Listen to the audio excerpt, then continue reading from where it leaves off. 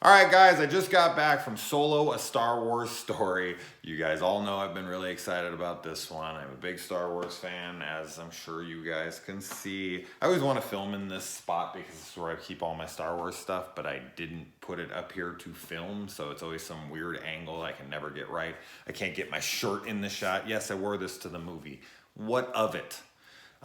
First off, I just want to say, like, if you're new to the channel or if you don't know already, like, I am a Star Wars Disney era fan. So if you're somebody looking for like the hate train of screw the Last Jedi and Kathleen Kennedy needs to be fired or shot or whatever bullshit people spew online, I'm not that kind of person. And that doesn't mean I'm not going to see any bad in any movies they make because I'm just pro Disney and yeah, go for them. But I've loved the three movies that they made before this. So I was super excited to go into this. And if that immediately discredits me as a Star Wars opinion, that's fine. You can leave your hate comment and just mosey on along. But for anyone who actually is interested in my opinion, I really liked the movie. I have some issues with it. Mostly, more than anything, the film is just overly predictable. And I know a lot of people will rush to say, well, dude, like, Han and Lando and Chewie can't die, so, like, what? But it's not just that. I get that. Like, I'm well aware of those factors. But there's so many moments in the movie where you're just like this is gonna happen. Then you're like, no, that's just too obvious. And then it just happens. And everything just kind of plods along and kind of just does the checklist and it ends. And that's not a bad thing because this is a fun adventure film with really good performances. Some of the jokes were falling flat for me in the opening. And I think it's just when I take on a film like this, like something that is going to become such an important part of my life, because it's a Star Wars movie, I'm always going to rewatch it and talk about it and whatnot. So my my expectations are a little out of control. I try not to do that, but it's almost impossible. So when I am in the film, I'm just trying to take in everything almost to the point where I can't even fully enjoy it or pay attention to the film because I'm just wanting everything in the moment. I want to see every intimate little detail and then on my second viewing, I can go back and I can rewatch these kinds of things and I can be like, all right, I know what happens. I've seen every little big thing and whatnot.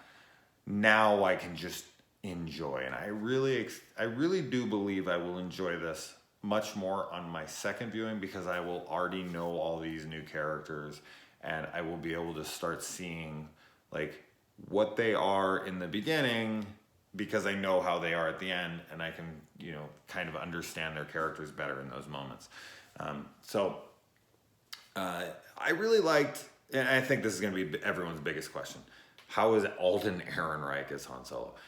I am not a person who, holds anything sacred. Like, if it's better, it's better. Or, if it's good, it's good. I don't try to compare things. I'm not going to be like, well, he's not Harrison Ford, so, screw him. Or, like, was he as good as Harrison Ford? Or, those are just impossible expectations. That's just silly to me. And I really liked him. I thought he did a really good job. I enjoyed him in the role. And I think it was, because people are like that, it was an incredibly daunting task for him to take on. And of course, we all know the production issues. They reshot up to 80% of the film, is what's claimed, in a very short amount of time. And that's not me making excuses for the film, truly. But it does need to be pointed out because they were kind of under the gun. They didn't want to admit that they had yet more production issues that was going to push back yet another film because they already had to push back episode 9 to December, pushing this to a year and 7 months from now. Oh my God, too much time. But, at least we have Star Wars Resistance and the Jon Favreau television series and some more books and whatnot to hold us over until then. But yeah, I really liked pretty much every character. Paul Bettany's villain character in this is okay. He's not explored enough. We kind of got the Marvel villain issue in here where it's like, oh, he kind of looks cool. He has a couple cool lines and then he's gone. And you're like, oh, that could have been explored more. But much like Marvel films, especially the earlier years of Marvel, the Iron Mans or whatever, they're trying to focus on their, titular character. And they're trying to focus all of their energy on who we're there for. It's an origin film for, like Iron Man is. It needs to focus on this character because this is who we are there to see and understand, not the villain. I'm not saying that they shouldn't have done a better villain. They probably should have. They should have. But they were so focused on making Solo likable and his relationship with Chewbacca feeling natural and feeling like, something that's reminiscent of A New Hope, that I think it just kind of got lost. And they even recast that role, so every single second had to be reshot with him. Who knows what the performance from the other guy was like? We'll never know. But of course, I always have to wonder. I really liked, Emilia Clarke, Daenerys Targaryen herself as Kira here. I liked the relationships that she had with Han. Chewbacca is wonderful in this movie. I think a lot of people will say like, well, this is his movie. I disagree. I think this is Han Solo's movie for sure, but it's Han and Chewie's movie, which it should have been. I mean, they're a pair. They're freaking, they go together. They're salt and pepper, that's their dynamic, and it works very well. And I think that's probably the most important thing to get right in this movie is Han and Chewie and Han and Chewie. Like, those are the things they had to get right, and I really think that they did an excellent job of that, and that's why I ended up enjoying this movie so much. And I'm seeing a lot of people hating on L3, and I think I know why, and I just think that's so lame. We live in such a lame world sometimes. Everyone's so obsessed with this whole throwing out this social justice warrior claims and all that. It's getting so fucking old. It really is. But she was like my favorite new character in this. I actually laughed at pretty much every single joke she threw out. Her jokes landed for me more than anyone else's.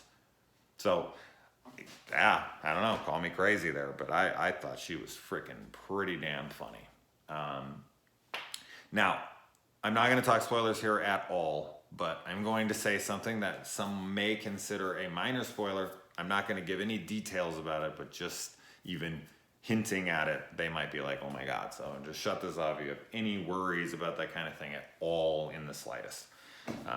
But okay, we good here? As I said, this isn't a spoiler, but something happens in this movie. Something is shown that, as a Star Wars fan, as someone follows all this shit, literally like floored me. Like, I almost fell out of my seat. I was shocked. In a good way. Like, oh my God, I can't believe that just happened. Like, as soon as you see the movie, you'll know exactly what I'm talking about. I'm sure everyone's going to be like, that scene or that one scene, wink, wink. Wow. Like, we complain as Star Wars fans a lot, people who follow all the new canon like myself, that they don't connect enough of the books and the TV series and the video games and whatever into the films themselves. They keep going with something like that. I won't ever complain again, because holy shit, man, I felt like a lot of my time with this stuff paid off. Wow, that was probably my favorite part of the film. I have to say, like, I was just wow. Anyway, so yeah, I didn't want to talk too much about it. Ended up still being like 9 minutes, but it's Star Wars. How can I not get crazy excited about it? I was happy. And as I said, I think this will be better on multiple viewings for me. I think we'll like it more and more as it goes on. I just wish that they would have been a little more risky with the storytelling and didn't play it so safe in all of the obvious choices that there were. So anyway, guys,